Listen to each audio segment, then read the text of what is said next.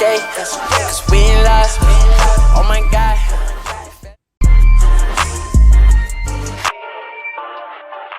Alright, what's up guys? I'm back at it again with the videos. I haven't done like a video in general like in a while. So I decided that I would want to do like these tutorial type things or whatever, because this is like kind of what I do, like these photo type stuff, videos, you know, graphic design and all that. So I really wanted to do this and show you guys how to do this. This goes out to all my Travis Scott fans. So I'm gonna be teaching y'all how to do this type of preset that he does, like in all his pictures, like this, you know. So it kind of gives off like this yellowy, saturated, kind of like grainy vintage type effect. So I'm gonna be teaching y'all how to do this, and today we'll be using Lightroom. Now, if you guys have a cell phone, you guys can actually download Lightroom for free. Make yourself an Adobe account, and you can do that. If you want to download the desktop app, which is what I'll be using today, it's available for PC users, Mac users, and you can download the Creative Cloud to get all types of other apps like Photoshop, Premiere, and all that. Today, I'm going to be using Lightroom. So here we are in Lightroom. So as you can see, I just have this picture. It's cool, a little blurry, kind of like that effect. It's dope. Alright, so first what we're gonna do, we don't want to mess around with it too much, but we're gonna have the curve right here. We're just gonna want to kind of curve it down a bit.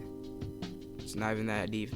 If you want to have it lighter, curve it up a little more. If you want to have it darker, curve it up a little more down. I like to just have it kind of just like there, not too dark, not too light. You can mess around with it however much you want. It just messes around with the light. It's not even that deep. Alright, so then we're going to want to turn our exposure down to about -33. And basically the exposure, well, everything like the exposure, the contrast, the highlights, the shadows, the whites, the blacks, all affect your light. And it's going to affect how dark it is, how light it is. Okay. So we're going to want to turn that exposure down to about like -33, -36. Doesn't really matter. -35. I mean, that's fine. Then you're going to want to put that contrast to probably about 35. We're going to want to turn our highlights down pretty low, about -65. And then we're gonna want to have the shadows probably about see, like 37. We don't want to turn it down at all, because if we turn the shadows down, it's just gonna look really dark. You'll probably end up looking looking really dark in the picture. So we're gonna want to turn that up to 37, because we've already had the contrast down and the highlights. So let's turn that up to 37. Alright, so whites, 39, which this is already pretty obvious, like basing off the names. All the whites in the picture will be a little more lighter, and because we've turned it up to 39, we're going to turn the blacks up to 20, and the blacks will be a little lighter too. They'll pop out a little bit more. Alright, so now that we've messed around with the light, we're going to want to come down here to color. Now, if you don't really know what temperature is, our temperature will affect like kind of like the coloring of it. So if you turn it all the way down to blue, it's gonna look like this icy blue, which is not what we want. We want it to look like more of like a yellow, like a little more of a vintage type film. So we're gonna end up with something looking like this.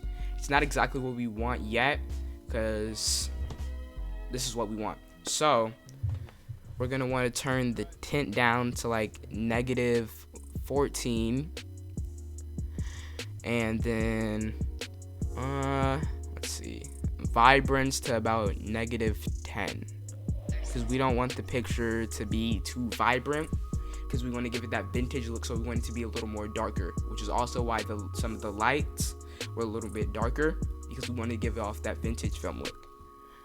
So then our saturation, we're gonna want to make that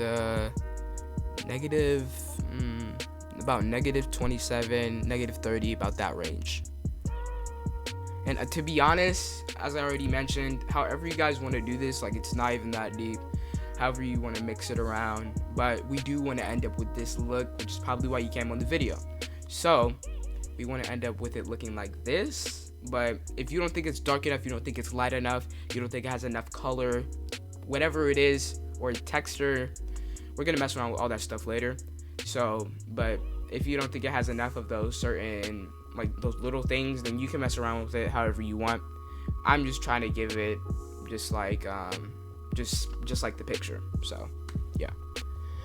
All right, so we're gonna go to the color mixer.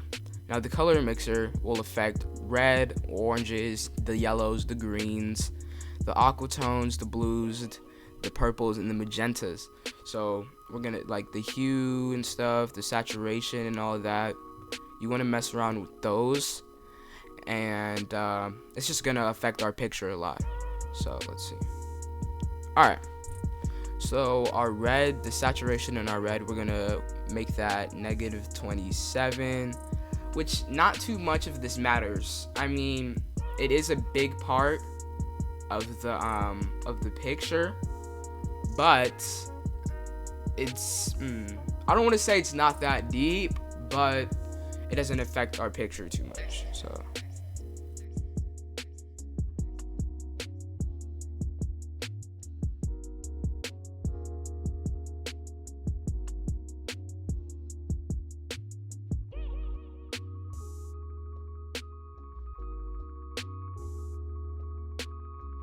alright, so now that we've got all that coloring done, we are going to want to go into effects.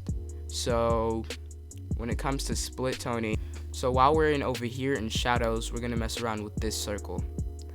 So this will affect, you know, like the coloring a lot more. So split toning is gonna affect the overall color of the picture way more than any of those.